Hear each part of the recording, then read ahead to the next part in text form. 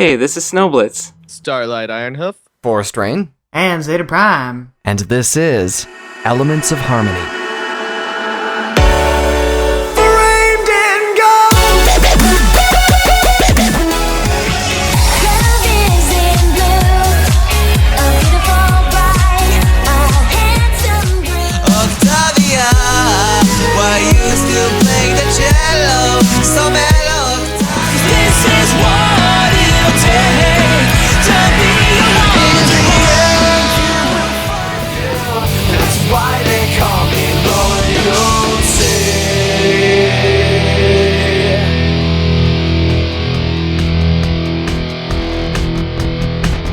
Tonight on the show, we're interviewing one of the most notable pop alternative artists in the fandom.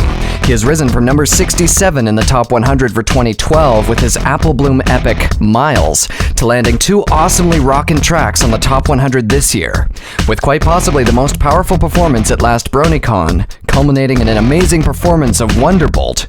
dBpony joins us here tonight. But first, we introduce a new host. Yes, this is Zeta Prime, and I am introducing our new host, Snowblitz. Snowblitz, why don't you go ahead and talk about yourself for a second? I'd be happy to, Zeta. Hey, I'm Snowblitz, and I've been doing a little bit of music since I've been very young.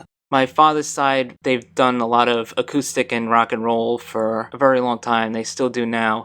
I was introduced in singing when I was in kindergarten because apparently my teacher really loved my voice for some reason, so I got my first solo there. I continued chorus through 8th grade when my voice started to develop a little bit because originally I was a soprano and then it turned into a tenor. I also played the clarinet for 9 years as well in high school, so...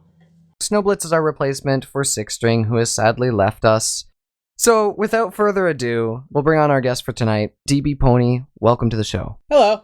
And how are you doing tonight? I'm doing alright. A little exhausted, but I'm good. Awesome.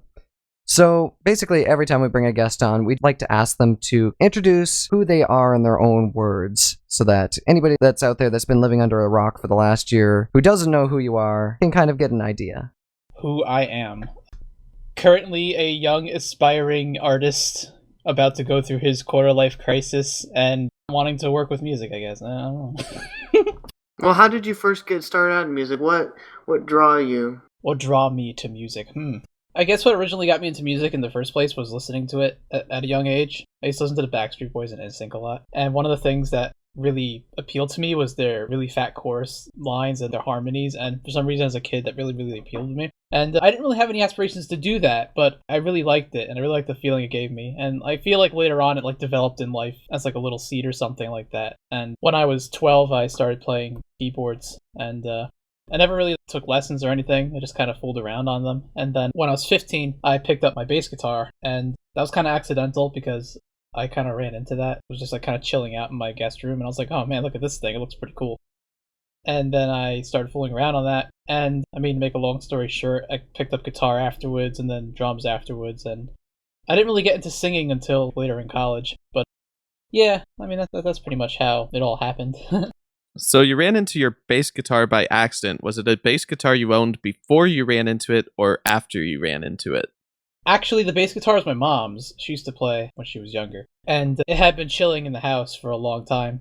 It was in the guest bedroom one day, and I saw it in a case, and I sort of just opened it, and I was like, ooh, this is pretty. And I didn't know what the heck it was. It was big, it was red, it looked wacky, and it just looked really cool.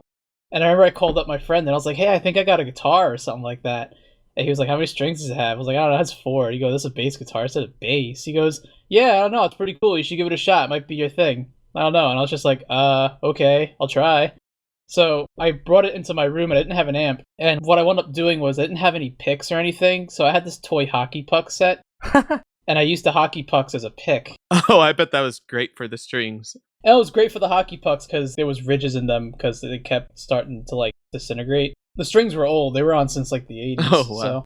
Oh, so those are the kind that you can boil in water to clean them. Yeah, I didn't know that then, but regardless, I didn't really know what to do with the instrument. I just kind of screwed around with it. And then one day this was when I was in the 9th grade or in 8th grade, I can't remember. I was 15 years old. But anyway, I was in the car with my mom, and my mom's like, "Matt, you gotta check out this song. It has a really cool bass line." And I'm like, "A bass line?" She goes, "Yeah." She goes, "It's a really cool bass line," and it was a King Diamond song. And it was called "Fatal Portrait." Oh my gosh, awesome.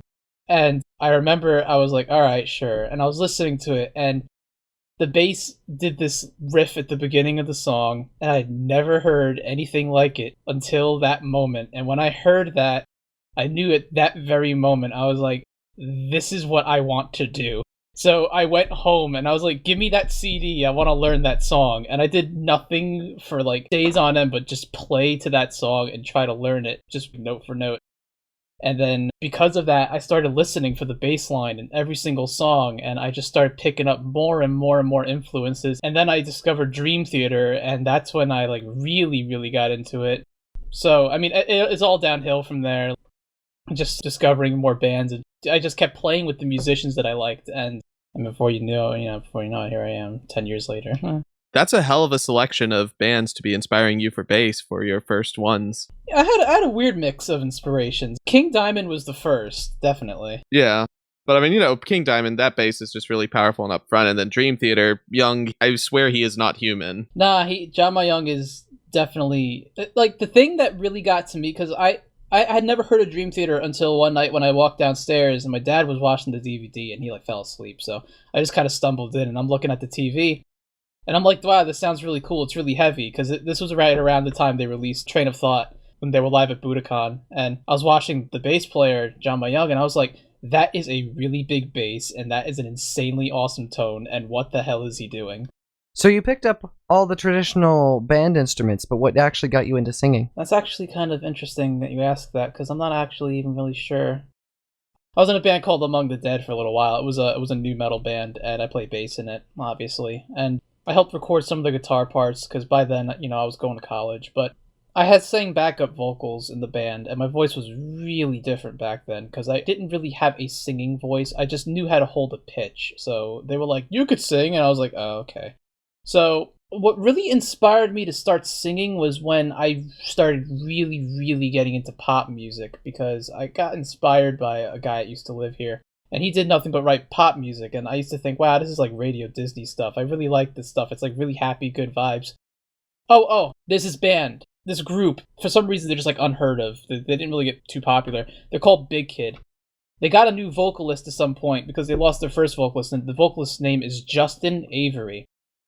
And I absolutely adore his voice. I love it. And I mean, if you listen to any of his songs, you will immediately find that all of my inspiration for singing comes from this guy. But I kept singing along to his songs because they're just so happy and they're so upbeat, and it's just about love and like the sun feeling warm and just being happy. And it's like, I loved that music so much because it genuinely made me giggle and just made me laugh. And I found myself kind of developing a voice over time to his voice, and I found that it was really easy to sing like him. So when I was in college, I took up a vocal repertoire class, and then I started taking some form of vocal lessons. And then after I left college, I just kind of started trying to self-teach myself. Now, speaking of the vocal range, it sounds like you're a little bit higher than a tenor, because with how you talk, you sound very low, but when you sing, you sound very, very high. It's just so powerful.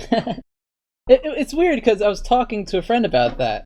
I was saying it's really interesting how my talking voice and my regular like conversation voice is entirely different from my singing voice, because it's like an on-off switch. Like I flick it and then all of a sudden I'm like dBpony. But then when I'm talking, people are just like, wow, you don't sound like how I expected you to sound. And I'm just like, oh, I'm sorry. Yeah, it's just weird. You don't even sound high at all. It's just very interesting how you can switch it on and off. One minute you're just like a regular dude, and then the next minute when you're singing, you sound like Michael Jackson singing high or something. It struck me too, because I remember you had needed extra voices for Wonderbolt just to shout, yes, ma'am! And the file that DB gives us for yes, ma'am is him being like, yes, ma'am! Up in that pitch range. And I remember sending it off to Starborn. She's like, I don't know if I can match that pitch. And like, you don't have to match the pitch. You just have to shout, yes, ma'am. And like when Wonderbolt came out, I was singing along with it. And I was like, I can't hit half of these notes. And I already sing too high for a lot of people. I think one thing I definitely need to establish is where my vocal range kind of ends, because I'll admit, sometimes I write songs and they're in a particular key that sounds good for the song, but then when I try to sing it, I'm just like, no, it's definitely not good for my voice. I would say your voice is actually very interesting, just how you sing very high. It's very abnormal for a male to sing that high. The highest that I sing in any one of my songs is Make This Pony Mine. Yeah, I love that one. When you go up really, really high in that last part, I can't even do it because I can't even go that high. So I'm not even going to try. Yeah, the siren scream. For people who don't know, what does dB and dBpony stand for? Well, dBpony is just a name, but dB is a decibel. It is the logarithmical unit that's used to measure gain or levels in music. It's also used to measure amplitude and stuff like that. Fun fact, you can also measure almost any kind of intensity with dBs, decibels, rather. Like, in film, they regularly measure light levels in dB. Another thing, you might find this interesting. When I was trying to come up with a name for myself, when I was like, yeah, I'm gonna try to, just do some music and have fun with it. One of the things I was practicing when coming up with the name is name manipulation, which means to get somebody to automatically think of you when they see something that reminds them of your name. There was a particular group around my area called That's Outrageous, and they're still kind of popular. But whenever somebody was just like, that's outrageous, or something like that in a sentence, automatically in my mind, I would think of the band, because that's the band's name. So automatically, I would be sort of obligated to be like, that's a band name. And then people would be like, oh, what band's that? And then I'd be like, it's this band. And then I later on discovered, wow, that is a really cool trick. And I wanted to come up with a name sort of similar to that. And now it's kind of funny because whenever anybody's working in music production, they'll just see DB everywhere. And it's just kind of, it's a silly thing I did. I've noticed that you've done a lot of work with other people, too. Do you care to kind of talk a little bit about the people that you've worked with or any kind of experiences you've had with that? Yeah. It's interesting because this is another thing I was talking about with one of my friends. I was trying to figure out whether or not my songs can be considered collaborations. I guess it depends. From what I've seen, you do produce your songs pretty much entirely yourself, right? Yes, and that's kind of the reason why, because what winds up happening is I wind up writing the entire song, and then I write the part for somebody, and then I ask them if they'd be interested in singing the part. So literally all they have to do is listen for the melody line, record the line, and then that's it. I usually don't do collaborations per se, because I'm really picky about what I write.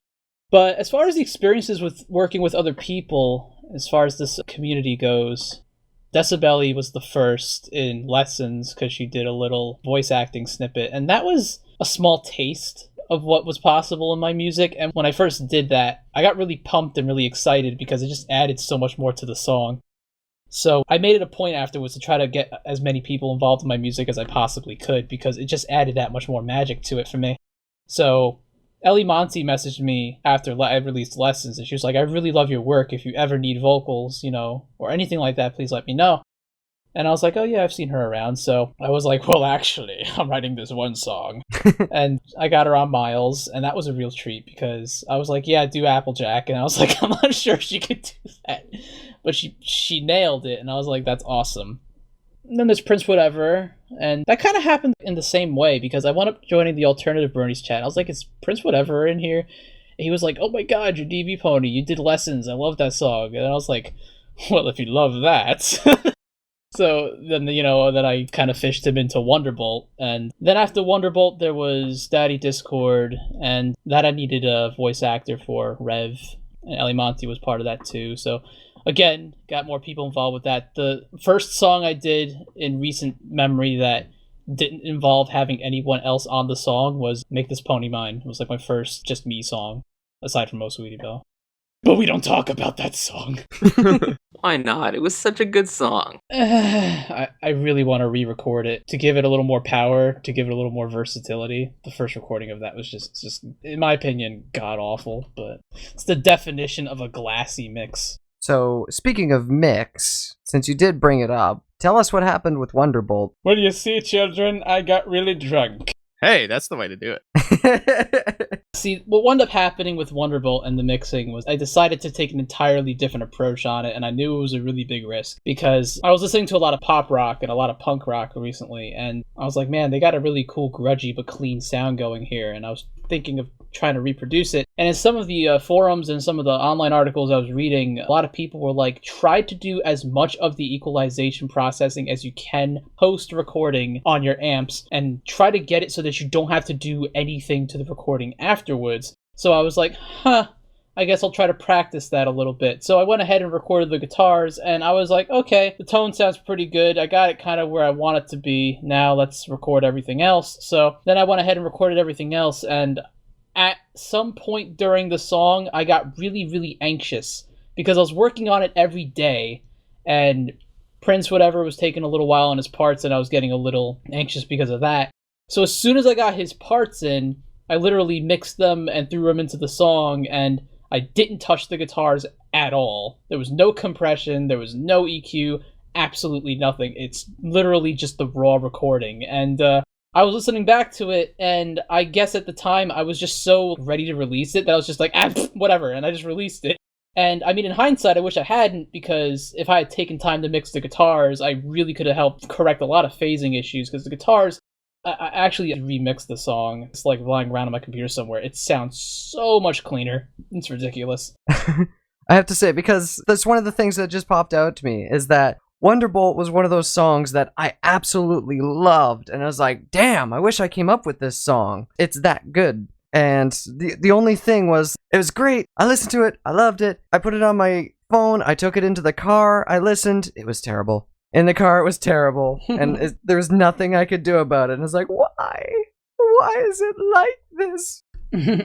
That, and it definitely is in part because I was still using KRK mixing monitors then. Yeah. Kirks aren't that bad. I don't like them. They're Were they the 5-inch ones? Yes. Yeah. See, there's your problem. You don't have any bass with the 5-inch ones, and they're kind of nah. There's bass in the 5-inch ones, but they're insanely biased. It's just too much, and it's too... So, like, you think you've got the perfect level of bass, and like, reality, you really don't. But, yeah, that song was kind of a rush to mix, unfortunately. I do plan on remixing and remastering it completely, and there's a couple parts I wanted to clean up in that track. But yeah, that track, which is why I keep saying it had potential. If mixed a little better, I definitely would have enjoyed it a lot more. I've kind of grown accustomed to the weird muddy sound it has now, because it's almost like iconic and classic now. I know the feeling. Because I listened back to stuff like the first couple of songs that I released, and I was like, Autumn's kind of interesting. It's alright. It reminds me of my past. Yeah, it definitely reminds me of a particular point in time where it was, like, still so new to me, and it's almost iconic now that it sounds like that, because there's definitely been times where people and lots of famous recording artists have, like, re-recorded and remixed and remastered songs, and they're like, hey, here's the new remixed, remastered version, and people will listen to it, and they'll be like, I still like the other version better, because now there's a character to the song that's missing, and people will listen to that, and they'll be like, you know something? It doesn't feel as nostalgic now. It sounds too clean. It sounds too new. Yeah, well, I mean, it's just a funny thing because musicians are the harshest critics of themselves. So you're always wanting to just go back and fix everything, and you can really get caught in a loop on that. Actually, every artist is like that. Yeah, it really is. It doesn't matter whether there's musicians or if you draw or anything like that. Or write. It's kind of the curse of the artist. You will never be satisfied with your previous stuff. You just keep going forward. You really don't look back. When you look back, it's just like, oh, it's terrible. Yeah, because if you get satisfied and you get complacent, then you won't really improve. It's a sad life for an artist. Yep. Now, going back to Wonderbolt, what actually inspired you to write that song? Wonderbolt Academy, that episode, and there's a song from a band called City Lights. The song is called Where Have You Been? And that song was so immensely catchy to me and so amazingly well done that I was just like, oh man, this song's amazing. And I kept listening and listening to it, and I was like, wow, this is so cool. And I kept saying what you guys kept saying. I was like, I really wish I wrote this. It was a song that good that it catered to every taste and every interest of mine. I was just like, I really, really wish I wrote this song because it's so hopeful and so cool. And I let the seed kind of sit there for a little while, and then I watched Wonderbolt Academy, and a lot of people were kind of like getting down on the episode. They're like, and I was like, no. I was like, what are you guys talking about? I'm like, Rainbow Dash is my babu. Like, no. So I work at a music shop, so it's very easy for me to kind of be creative all day, which is fortunate for me. Not a lot of people have that, but I was sitting down and I was noodling on guitar, and I remember I was kind of doing that little weird chuggy riff at the beginning of Wonderbolt, and I was just kind of messing around with it, and I was like, yeah, like that little triplets thing, like and I was doing that, and I was like, it's pretty cool. So I started kind of humming a melody line to it, and then I was like, and then I literally shot out the chorus in one take because I was kind of getting really into it. So then I started playing all my open chords, and I was singing a melody to it, and I liked it so much that I pulled out my iPad, and I hit my record button, and I recorded it just to have it so that I captured it, so I wouldn't forget it. And I was so into it at the time that I just kept recording more little small snippets, and then I got home, and I was like, I really want to write this now, so we just kind of went ahead, and that's where the inspiration came from. Awesome. Well, this is number 16 on Everfree Radio, countdown of 2013, dBpony's Wonderbolt featuring Prince Whatever, here on Elements of Harmony on Everfree.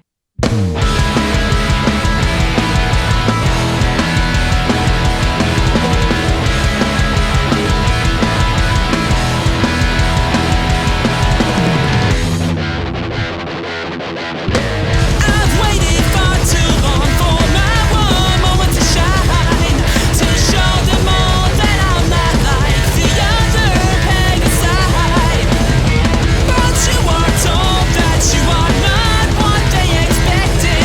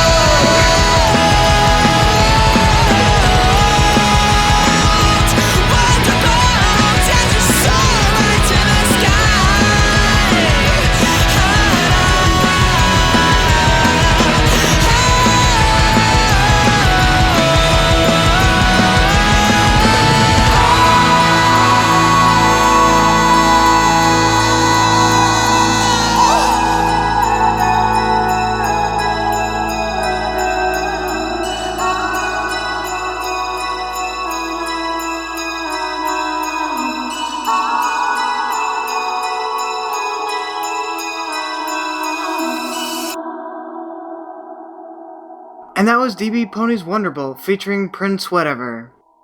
dBpony, which song out of all the songs that you have created, which are you most proud of and why? I'm gonna say, like, in general, like, on my playlist on YouTube, the song that I'm the most proud of probably is Make This Pony Mine, actually. And why is that your favorite? Because there's so much going on in it. The instrumentation is definitely very, very different from anything that I've done in my previous songs, and it really pushed me to challenge myself in both my mixing and in my musical capabilities. The mixing was definitely a challenge because it isn't your typical, here's your drums, here's your guitar, here's your bass, and here's your vocals, and that's it. It was guitars, and 4 different parts, mind you, dubs and whatever. Bass, drums, there was a B3 Hammond organ, there was a Mark I electric piano with a phaser on it, there was a shaker, and then there was tambourines, and there was a lot of vocal harmonies that I had to mix and distinguish, and obviously there's the part at the end where I had to sing really, really high.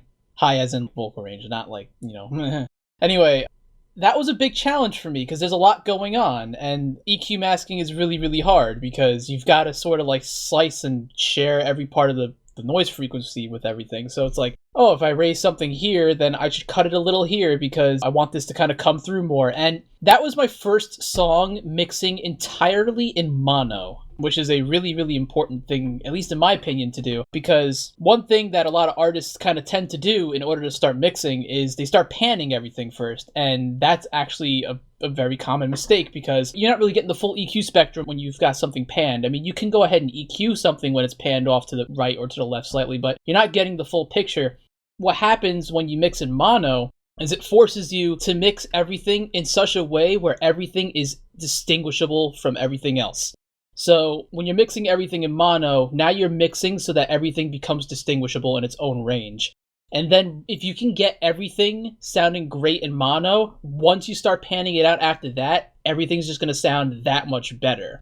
And that was one of the challenges of that song that I went ahead and put forth in that particular song, which is why I'm so proud of it, because it's one of the cleanest of the songs that I've got produced out there right now with the most going on. So I really like that track. We're going to have a wonderful tech talk, I can tell. Yeah, and that track, and of course everything that you write, you really showcase just how multi-talented you are across a wide spectrum of instruments. Is there any one of those instruments that you really consider your baby?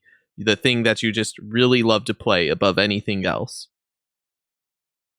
Bass. I mean, it was the first thing I started on, and it's pretty much the instrument I studied when I was in college. I played in a jazz ensemble with it. Very nice. I played in guitar consorts with it.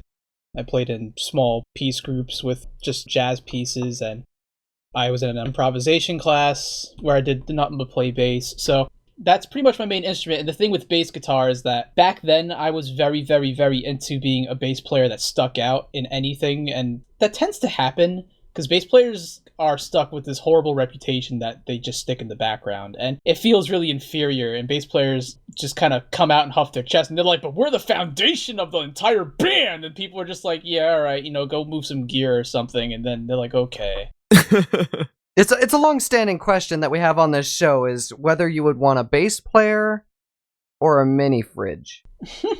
And we've all chosen Minifridge. I can use a Minifridge for multitude Whoa, of whoa, reasons. whoa, Minifridge. Whoa, wait a minute. I just started interviewing and I didn't even agree to Minifridge yet. You want a Minifridge. You really do. No, I don't. I actually want a bass player. I propose that the mini fridge keeps the beer cold, but did I actually say I would rather have the fridge? It was in your tone. It was right after I was defending bass players too, though. I don't know. I prefer the bass player. I was basically saying that I went through a phase for a while when I was bass playing that I felt like I had to stick out and everything. So I did everything that I could to overly complicate everything simple. I was all about chops, and I was all like, yeah, I could do this and do that, and I'm all about speed, and I have to do prog rock, like, it's the only thing that sounds cool. And when I went to college, and I was taking advanced bass lessons, my bass teacher was like, what is your goal? What do you want to learn? And I was just like, jazz, really? Because I felt like at the time, if I had learned jazz, I would learn everything else. So I went through some really, really extensive training and some really extensive practices, and I joined the jazz ensemble. I started learning how to sight read. I started learning pieces from Jaco Pastorius. I had to audition them. It was really stressful, but I practiced every day, and I learned proper technique. I learned not to play so hard, and after a while, the novelty that came with fast playing and everything just became null to me, because I met this kid named Tom DeGrazia, and he was all about just producing simple stuff.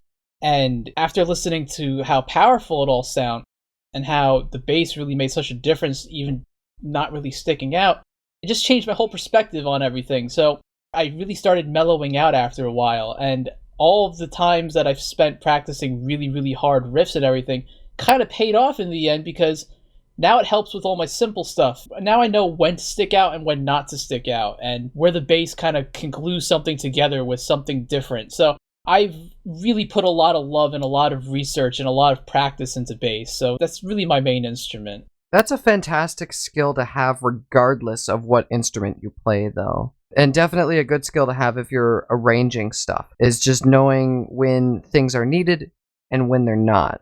And when to just keep things simple, or when to go out on a limb and actually do like an interesting riff somewhere, or like an interesting little kind of progression into the next part of a song or something. Oh yeah, absolutely. And I think, in some ways, I think it actually helped a lot to know more about playing my bass than my other instruments. I'm not in no way trying to discredit the other instruments as, less importance or anything like that. But what I've gained from being a bass player for years before getting into music production was that I had to be as rhythmically accurate as possible. And after getting into grooves for a long time and just being so rhythmic, I've gained a really, really good understanding of rhythm. And that's why my songs tend to sound so bouncy and so on beat, because I like to keep everything at a certain tempo. So when I started getting more seriously into guitar, I wanted to bring that over and bring more rhythmic aspect into my playing on guitar. And it just helped after that, because after starting to learn different chords on guitars and just learning really cool chord progressions, things that sound full and open, the bass just came in afterwards, and I was just like, oh, the bass is really going to be able to complement this way better than, because I feel like a lot of people who are really, really good at guitar, they'll be like, yeah, I've got all these awesome ideas, and then they'll lay down a bass line, and I'll be like, oh my god, this is like the worst sounding bass line I've ever heard in my life.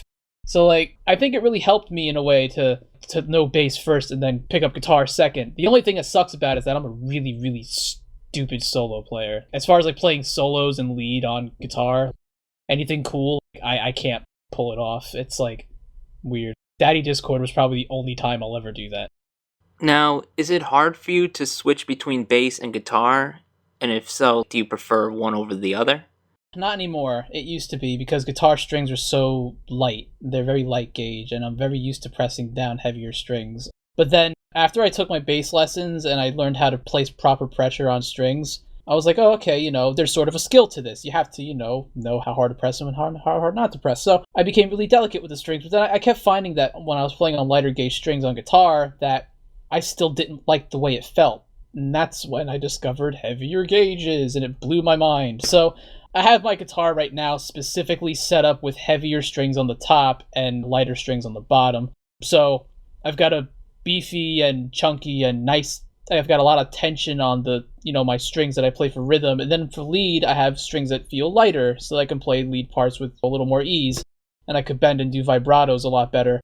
So I feel pretty comfortable switching between the two. And to be completely honest, I play guitar a lot more than I do bass, because I want to focus a lot more of my practice and a lot more of my nurturing on playing guitar and finding new chord voicings and ways I could use passing tones to just create something way cooler. I still practice bass every now and then, but I felt like I've practiced bass for so long that I'm not complacent with my skill on bass. I just feel like I should just focus more attention on the things that need more attention.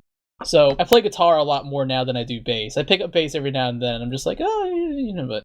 And I was actually kind of surprised that you had marked bass as your baby, because the only things that I had heard about you was when my roommate Annie was talking to you on Skype, and you'd be like, hey, listen to my guitar. She said you'd play guitar a lot on Skype, so I always pictured you as a guitarist in my head.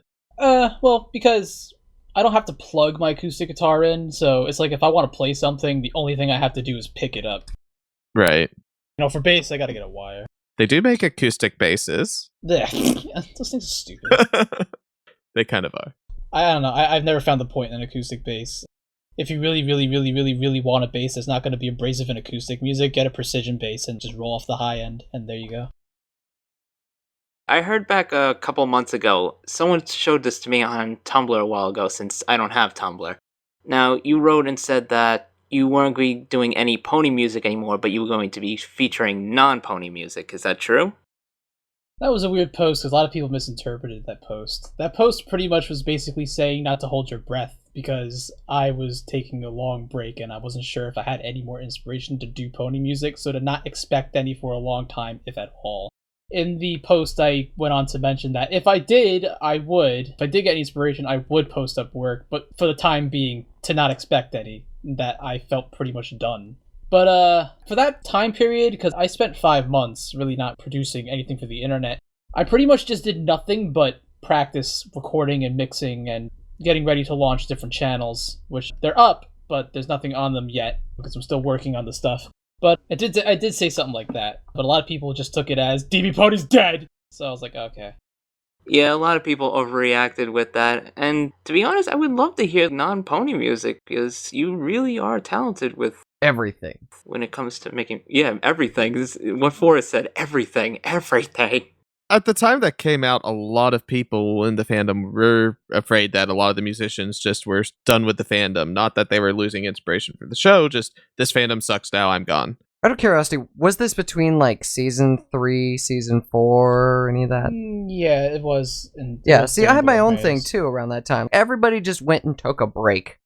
Yeah, and this is another thing that I kind of try to tell people.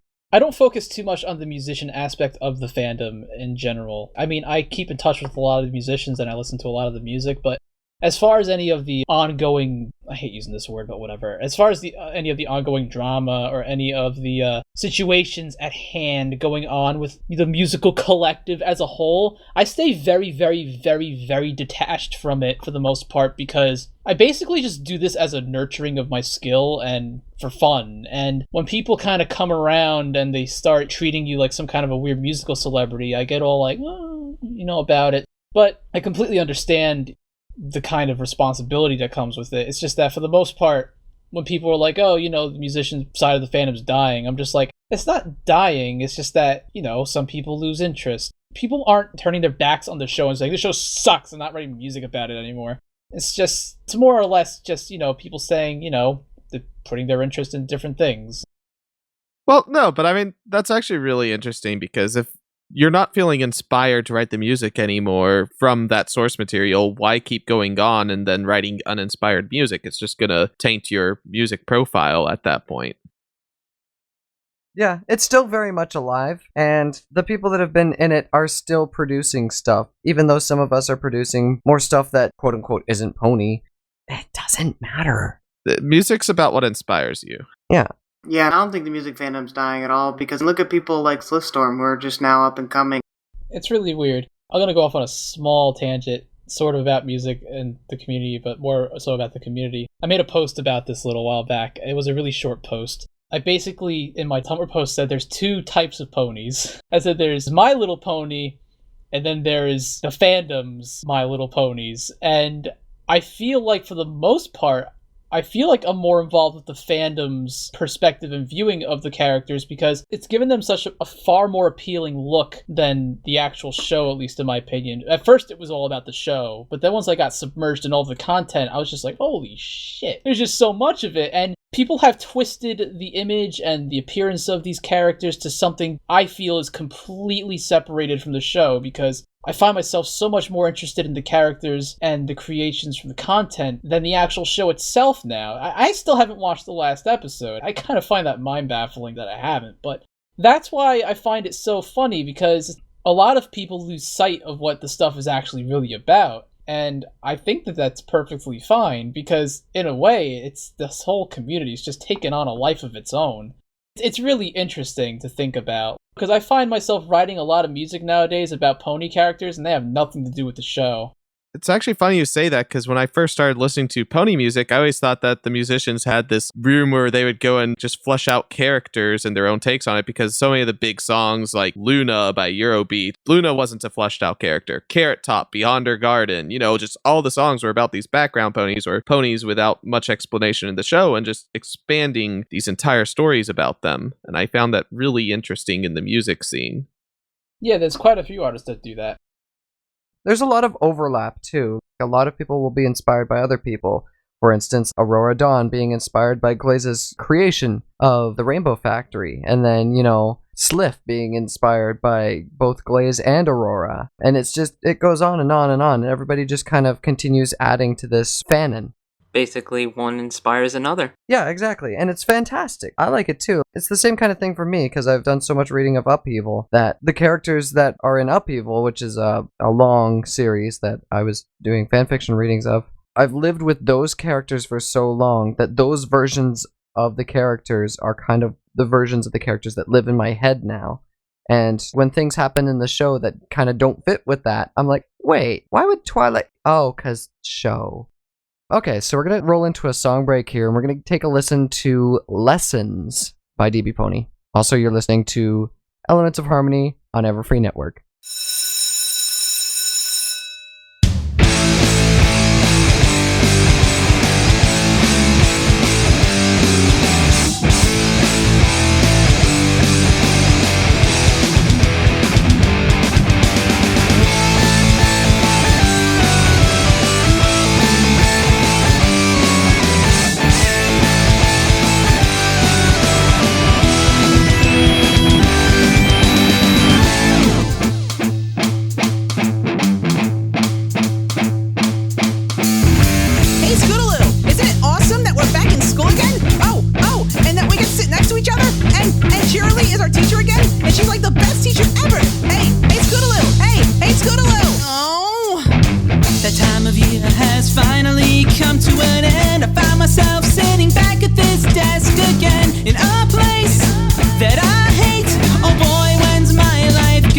Change. Familiar faces gathering all around through every nook and cranny in this small town. So I sit and I wait for cheerily to start her lessons again.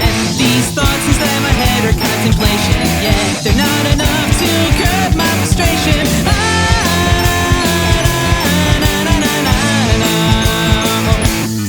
These lessons are surely my demise. Can't you see the boredom in my eyes? Isn't but it's prolonged agony, lasting for eternity.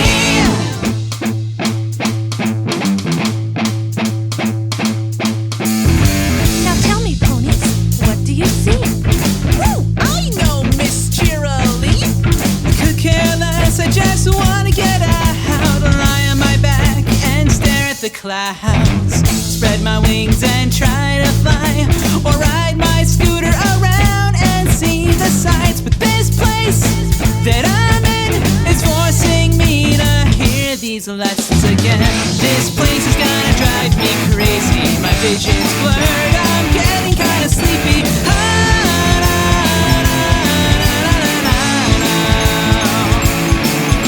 For every pony it is just a dream, but for me it's more than what it seems. The time spent trying to get out of this place is enough to drive any pony insane.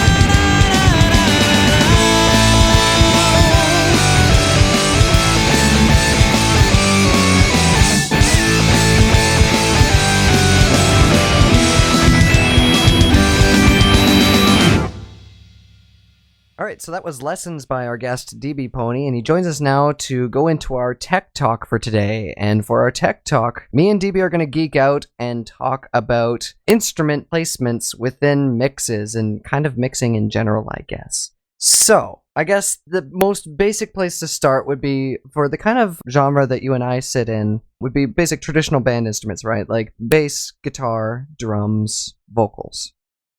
Correct. How would you go about beginning to assemble these parts?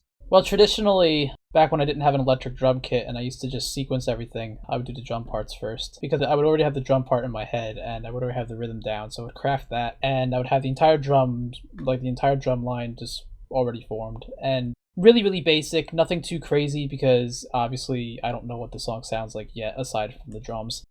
I would go ahead and I would record the guitars, record the rhythm part, and I would record the lead part, and then I lay down bass. Now, my process for recording guitars is a lot different now than it used to be. Also, I don't do drums first anymore, I do guitars first now, because I have an electric kit that I play on for the drums. Do you still record with a metronome, though? Absolutely.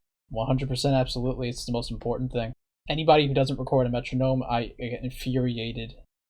My head wants to explode because it makes it so much harder later to do any sort of MIDI sequencing if you do not record to a metronome. And there's just so much that you can do when recording to a metronome. There's literally endless possibilities in audio editing. From any sort of quantization skills that you can acquire from any sort of DAW, it's just imperative that you record to a metronome. Just to dumb that stuff down for everybody, too. We did mention MIDI in a previous episode, but again, MIDI is just basically recorded data from like a MIDI keyboard or any other MIDI device. That's just data over time saying that you press this at this time this hard. And then once you have it recorded, you can modify it as much as you want.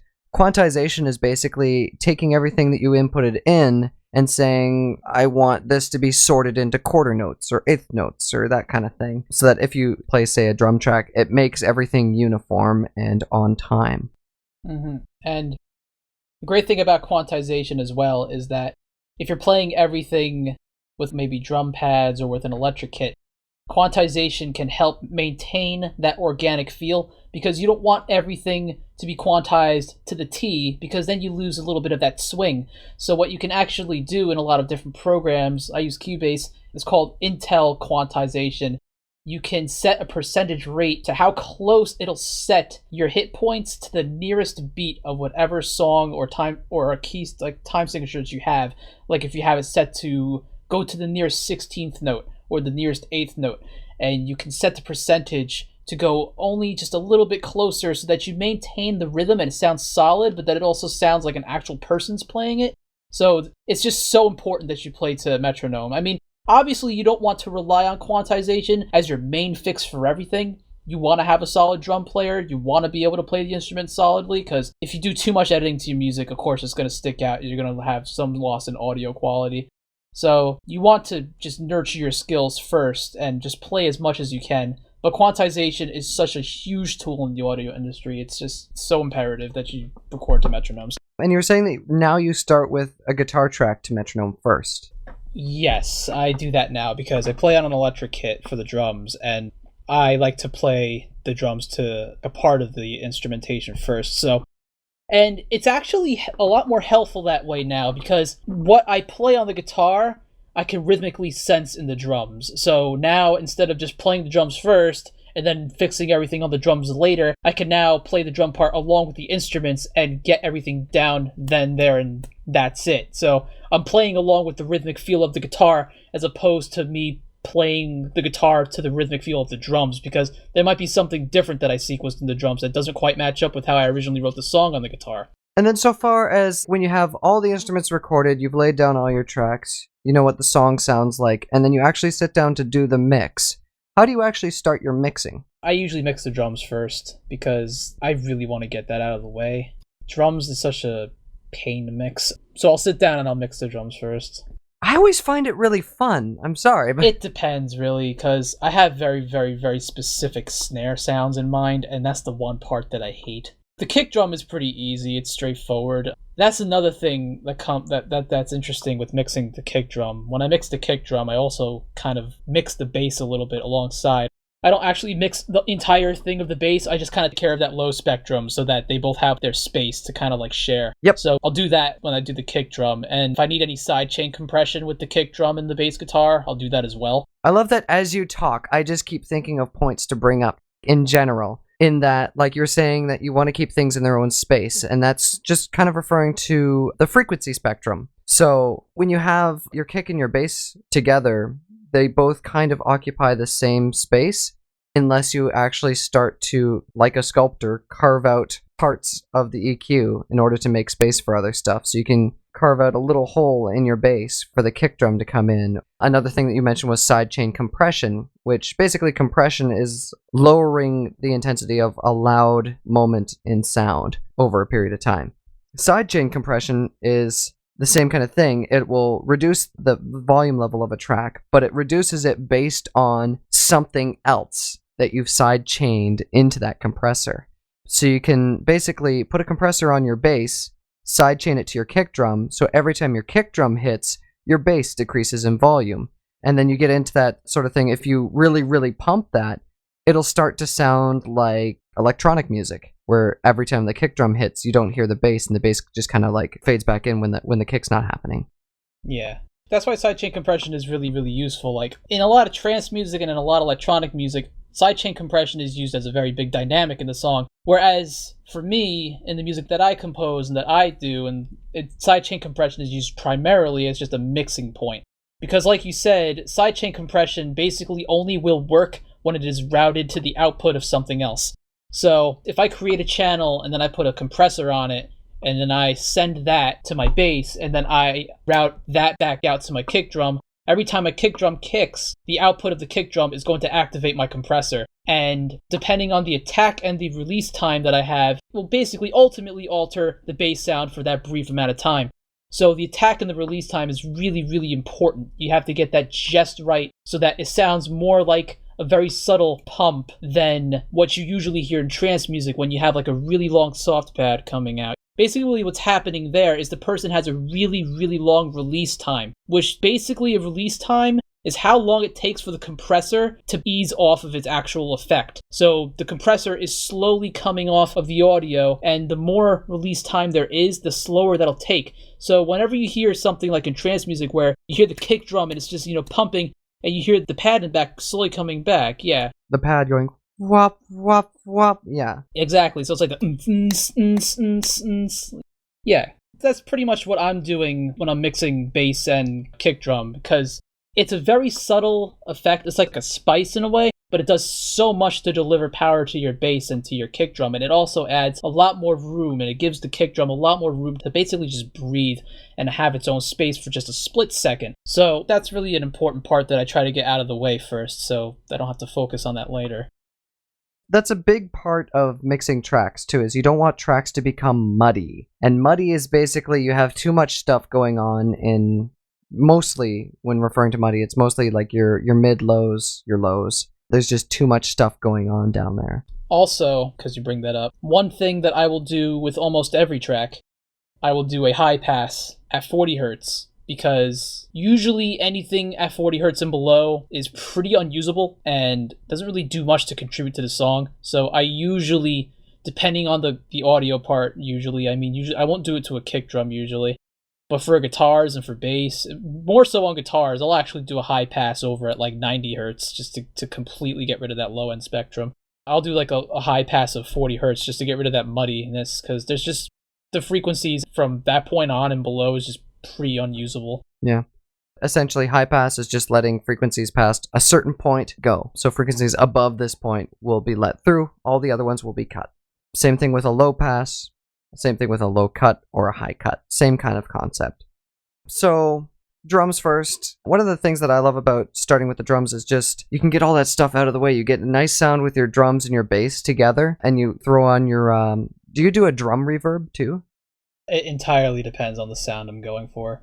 Oh, okay. Usually, I always try to put a reverb on my snare, like a plate verb, like a very light plate verb, or depending on the power of the song, make it a little bit bigger. Maybe put like a room verb or plate verb on the overall room mics or overhead mic. I usually try not to put too much reverberation because there's a good rule of thumb. Too little might be too much, or too much might be too little, Yeah. Yeah, if you put on too much reverb, it winds up sounding like Japanese rock and pop tracks. If you want to take a surf back to the 80s. So after we put together the drums, a lot of the time when you're mixing drums, you'll mix in the bass too, just so you have a good level between those two things. And then you start layering on things like your guitars, your pads, your keyboards, and your vocals. Do you take any specific approach with that?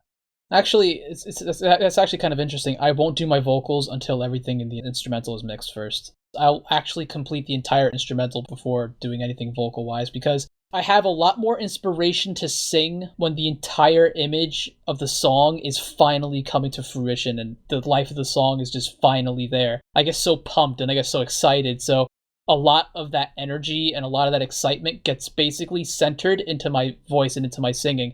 And that's when I'll come out and I'll deliver my vocal performance, is when everything is pretty much ready to go. And then after my vocals are done, I'll make any small necessary adjustments afterwards to, add to the vocal spectrum or to help instruments kind of behave with the vocals. That's interesting because a lot of the time when I'm actually working on a song, I will lay down scratch vocals. It's not as important with alternative tracks, but more so with orchestral tracks, to lay down scratch vocals to know when I can bring other instruments in to sort of do accents and stuff like that. Mm-hmm. This is all stuff I usually will do afterwards, like the little accents and stuff. Like, you'll hear a couple of things in my songs, like up sweeps and down sweeps that kind of like come in before the chorus. Those are all definitely things I will add in after I do vocals, so there's definitely some stuff that I do after vocals, but I like to make sure I have a good mix before actually doing any vocals. It just gets me excited. I kind of just hate Pro Tools, so... I don't blame you. Pro Tools is really kind of crappy at certain times, but it's the thing that I'm most comfortable using, and it's the thing I can get the best sound out of, so... People always feel like there's like this weird obligation, like, I should probably... And I'm gonna quote this. I work in a music shop, so I hear a lot of funny things. I often have people come up to me and they'll say this. They'll say, yeah, I should probably switch over to the Pro Tools. And I'm like, the Pro Tools? Yes, you should probably switch over to the Pro Tools. And what winds up happening is I tell them, I'm like, if you don't know how to use Pro Tools, or if you've never used audio software before in your life, prepare yourself for an adventure. And that's the thing. People don't really understand the bigger picture of what they're getting themselves into, so I'll wind up recommending them something else. I'm like, maybe you should just stick to Persona Studio One or something. Yeah, it's definitely a big thing, because I've gotten messages from people in the fandom too that have said, oh hey, I'm looking to get into music editing and stuff. What program should I use? And it's always this big emphasis on, well, what program do you use? What program is it? What program do I need to make sounds like you make? What program is it that will make my stuff sound good? No, it's not the program. Oh my god, that happens all the time. It's like, they think it's the program making the music, and then it's just like, you feel like they're almost discrediting you in a way. You're just like, no, that was me. I played all of that. It's funny because then you tell them, you're like, oh yeah, it was this program. I could just like kind of imagining them torrenting it or finding it, and then they're just like, I can't do it. Where's the stuff? A lot of people think, okay, I can just do all this stuff in the computer with audio production, VSTs, and so forth, but you can only do so much if you don't have a really awesome number crunching computer. That is true. The other thing that people also have to keep in mind is that your CPU alone can't really handle all of that. There's actually audio interfaces out there with something called DSP, which is a separate process that'll handle audio recording so that you don't have latency. So you can monitor your actual recordings through the audio interface as opposed to monitoring it through your computer's CPU and having to have that come all the way back to your headphones, because you will have recording latency.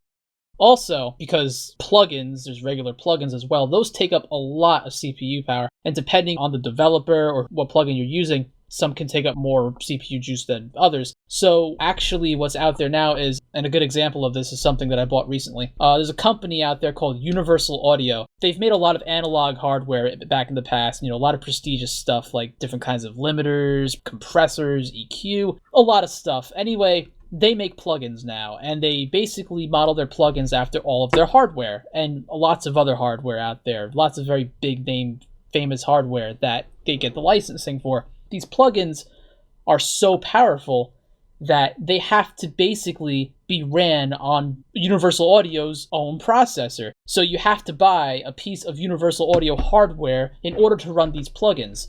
So I have in my computer, it's called a UAD2 card. It's a processor that handles just these plugins because it can't be handled without basically its own hardware. So I might be using plugins on some of my projects with Universal Audio, but it's actually not being used on my CPU. It's being used on this particular piece of hardware. So it gets really, really extensive, basically, is what I'm saying. Oh, yeah. Definitely. And you can get in an endless loop with equipment and gear when you're trying to record. Back to the interface, I've noticed a trend on this show. A lot of us are Focusrites, and I even joked that that is the sponsor for our show, since it's like everyone we bring on uses Focusrite. What do you use? I use a Focusrite 18i20. The trend continues. They are by far the most affordable and the biggest bang for your buck. I will 100% back Focusrite till the end. Well, thank you so much for coming on tonight, DB. This weekend on Everfree, be sure to check out Eastern Sounds at 1 p.m., Mixology at 6 p.m., and Saturday Night Songs with Michelle Krieber at 9 p.m. on Saturday, hosted by Final Draft. Oh my. And Sunday, we have Blue Screen Bronies at 7 p.m., and Pegasisters Live at 9 p.m., all times in Central. Until next week, this is Starlight Ironhoof, Forest Rain, Zeta Prime, and Snowblitz signing off. Yeah! Just thought I'd let you know. 'Cause today, or tonight, I'm gonna try to find